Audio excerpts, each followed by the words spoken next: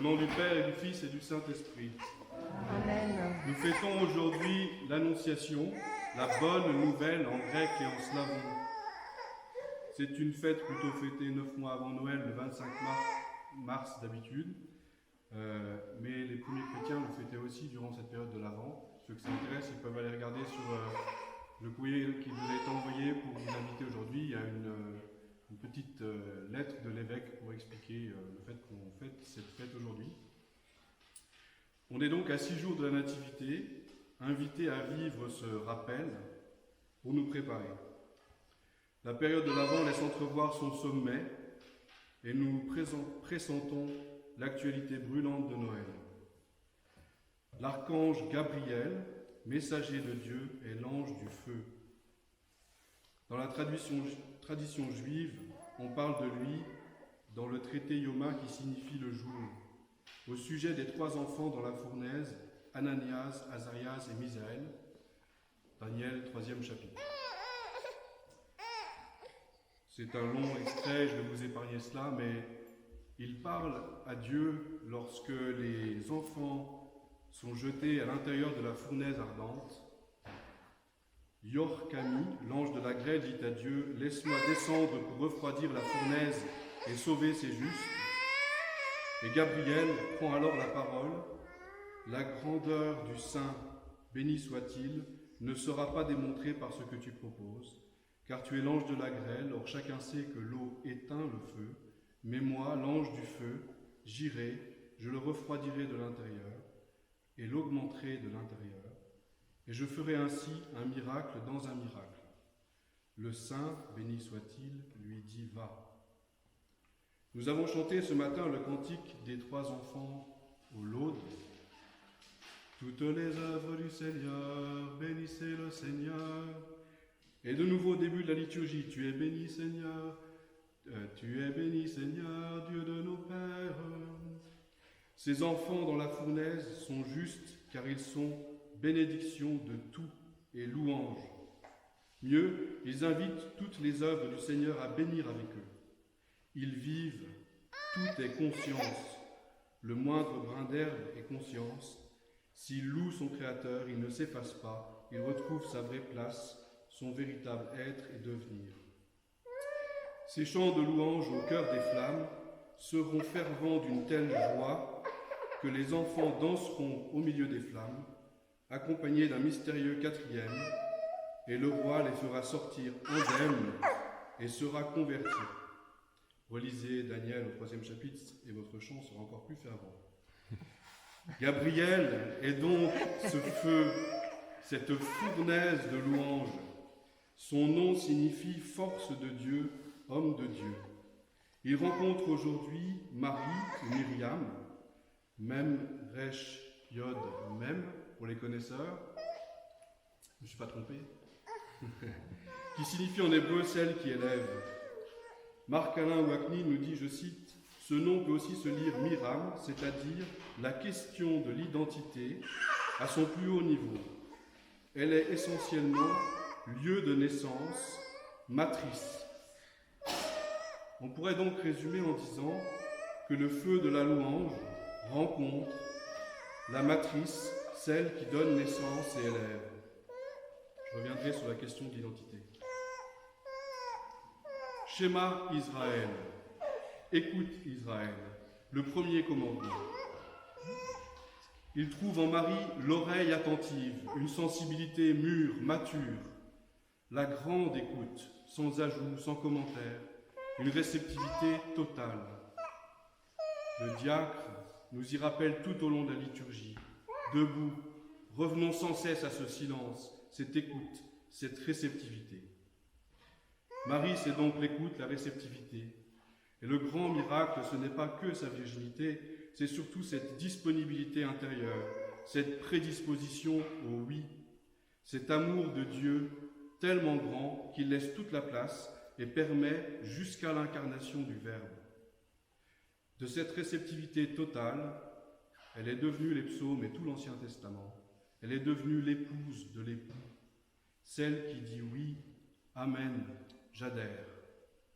Elle est l'enracinement et l'ouverture et elle devient la mère du Verbe de Dieu. Il y a là de quoi se réjouir, voilà la bonne nouvelle. Tous les prophètes, tous les saints, chacun de nous bouleversés par la joie. Réjouis-toi, comblé de grâce, le Seigneur est avec toi. Oui, quelle joie! Réjouissez-vous, toute la joie de l'humanité est là, comblée de grâce. C'est une invitation permanente à retrouver en nous cette terre fertile d'un fruit divin. Voilà pourquoi nous nous inclinons à chaque fois que la mère de Dieu est évoquée. En Marie, l'amour peut tout remplir, et on la nomme la pleine de grâce, car la grâce reçue et la grâce rendue respirent librement en elle. Oui, l'amour inconditionnel de Dieu ne rencontre ici aucune résistance. Inconditionnel, cela veut dire « je t'aime sans aucun si, sans aucun mais ».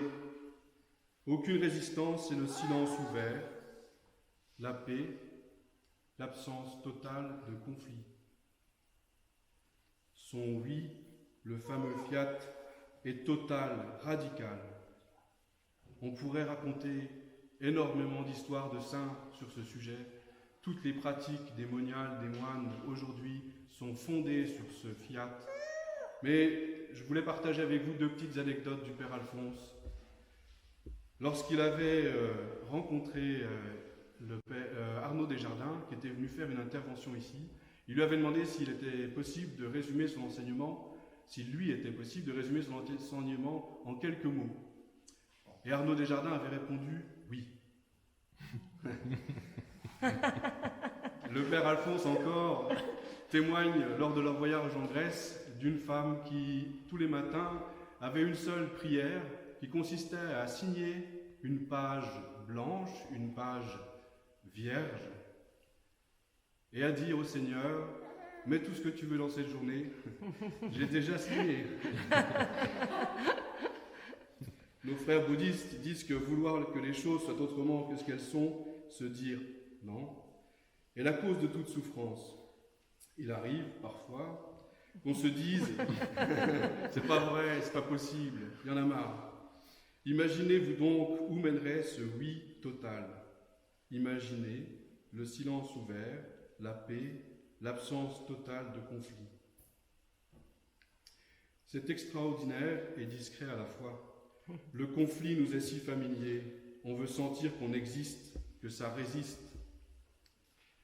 On ne reconnaît pas toujours l'importance de ces moments à la tonalité discrète. On épluche les patates, on tricote un pull, on pêche un poisson, on pose sa tétine sur la table, on règle le carburateur, et tout d'un coup, une certaine façon d'être présent émerge. On ne pense pas vraiment, mais on est un peu mieux soi-même que d'habitude. Ça ne paraît donc pas toujours important, voire utile, mais la journée n'est plus la même. Ceux qui ont reconnu cette importance, ceux-là méditent, pêchent le poisson dès qu'ils le peuvent. Enfant, il y avait un jardinier dans mon village qui avait un sourire et une façon d'être là si belle que je me réjouissais déjà à l'idée de pouvoir lui dire bonjour.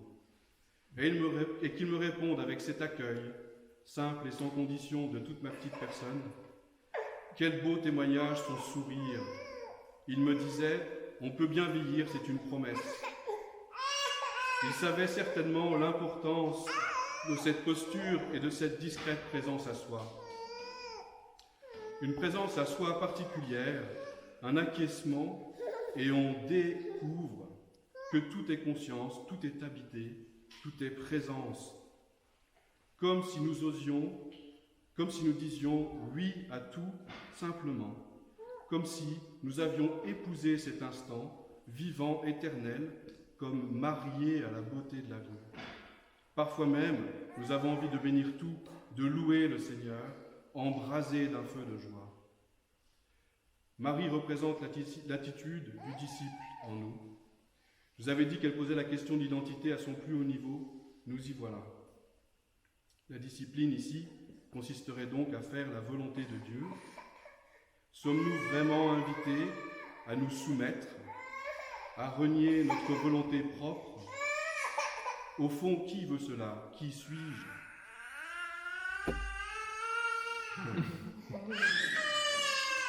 Rav Durkheim peut nous aider ici à mieux comprendre.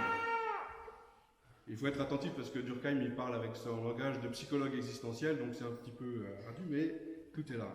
Il dit, il existe deux formes de discipline. L'une est hétéronome, l'autre autonome. Avec la première, hétéronome, l'homme se soumet à une autorité extérieure, ressentie comme une puissance étrangère et une atteinte à sa liberté. La discipline autonome, elle, est l'expression d'une fidélité à la décision prise en faveur de son propre être essentiel, source de vraie liberté. La discipline autonome échange la liberté du moi, de faire ou d'éviter ce qu'il veut, contre la liberté de faire par le moi ce que veut l'être essentiel. L'instance qui commande ici est l'homme lui-même en son être essentiel, le maître intérieur. C'est d'ailleurs le titre du livre dont c'est extrait. Ce qu'on appelle la soumission à la volonté divine n'est donc pas une abnégation de soi, mais une réalisation de soi, depuis une profondeur nouvelle. L'homme en son être essentiel, le maître intérieur, le disciple. Au cœur de notre être, dans notre profondeur, peut résonner alors cet écho « Je suis le serviteur, la servante de Dieu, qu'il me soit fait selon ta volonté ». Là, nous sommes reliés, unifiés, conscients, toujours nouveaux. Épictète, le philosophe grec de l'école stoïcienne, nous démontre joliment sa compréhension de la richesse qui émerge de cette attitude. Il dit « Je désire toujours ce qui arrive, car je regarde ce que Dieu veut comme meilleur que ce que je veux. Je m'attacherai à lui comme un serviteur, comme son suivant. Mes propensions sont les miennes, mes désirs les siens. En un mot, sa volonté est la mienne.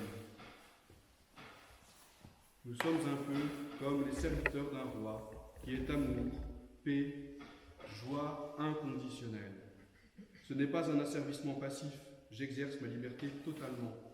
Il m'aime aussi sans ce rôle, mais ce rôle me redonne ma place, il est prévu pour moi. Je peux entrer dans l'action en étant d'accord, en étant accordé. Quel accueil aux arrivants, quelle joie transmettre, c'est le sens de l'amour. Quel soin apporter à cette situation, le tout en restant dans ma singularité, car Dieu m'aime tel que je suis, alors que moi, faire sa volonté, m'y soumettre est donc un acte qui paradoxalement me relie dans les profondeurs avec ma véritable nature. Si la vie a un rôle pour moi, dans chaque situation qu'elle me présente, quelle écoute est-ce que je prête à cela? Quel serviteur puis-je devenir? C'est ici que l'Esprit Saint est invoqué. Son rôle de nous aider est de nous aider en cela. Pour dire que ta volonté soit faite, il faut une écoute et une parole, une orientation, parfois une grâce. Au plus intime de mon être, par cette écoute, cette grâce, cette joie qui déborde, cette volonté de transmettre, c'est le serviteur qui se tient prêt. Toute la liturgie, ce grand rappel, me ramène en ce lieu où je vais entendre serviteur de Dieu, servante de Dieu, ensuite mon prénom, ma singularité, tu communies au corps et au sang du Christ pour la rémission de tes péchés et la vie éternelle. Marie, enfin, est la matrice, l'attitude, mère de toute union, toute communion avec Dieu. Elle nous rend Christophore, c'est-à-dire qui porte le Christ. Le Christ nous donne une clé de compréhension à ce sujet dans Matthieu 12, 50. Celui qui fait la volonté de mon Père qui est aux cieux, celui-là est pour moi un frère, une sœur, une mère. Les cieux, c'est aussi notre intériorité. Un frère, une sœur, c'est-à-dire qui a retrouvé, comme le fils prodigue, sa véritable nature de fils, de fille de Dieu.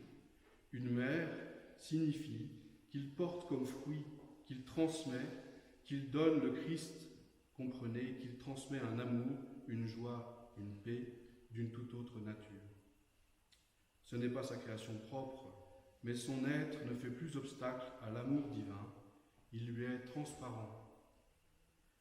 celui qui fait la volonté de mon Père qui est aux cieux, lui est transparent, c'est-à-dire il laisse passer entièrement la lumière. Tout cela ressemble à l'étymologie du mot personne qui résonne à travers. Mais qu'est-ce qui résonne à travers?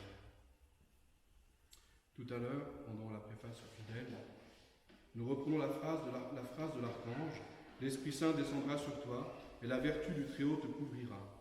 Nous le faisons suite à une proclamation des célébrants, car en vérité c'est lui qui offre et qui est offert, qui reçoit et qui se distribue, coéternel au Père et à l'Esprit Saint au siècle des siècles. Le peuple bénit les célébrants qui se rendent disponibles pour transmettre le Christ.